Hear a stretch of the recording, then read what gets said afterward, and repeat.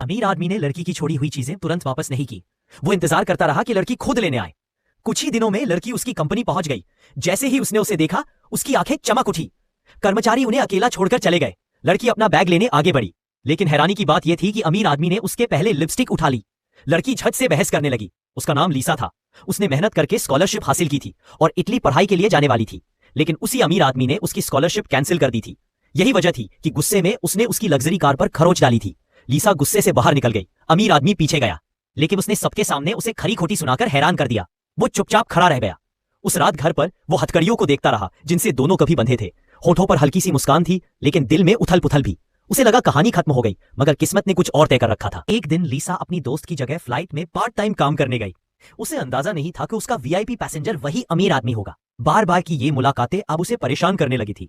लीसा ने चुपचाप फल की ट्रे उसकी सीट पर रखी और तुरंत क्रू कैबिन चली गई। अमीर आदमी को अभी पता भी नहीं था कि वो वही है, लेकिन जब उसने देखा कि क्रू मेंबर अजीब तरह से भाग रही है, तो वह पीछे पीछे गया। वहां उसने लीसा को पैनिक अटैक से जूझते देखा। उसे क्लॉस्ट्रोफोबिया हो रहा था। वो तुरंत उसकी मदद के लिए आगे आया, उसे सांस लेने और शांत होने में मदद की, फिर अपनी सीट पर लाकर बड़े नरमी से बिठाया और बेल्ट बांधी, सचमुच एक जेंटलमैन की तरह। उस पल जब दोनों इतने पास बैठे थे, कुछ बदलने लगा। ऐसा लगा मानो अब प्यार की शुरुआत होने ही वाली।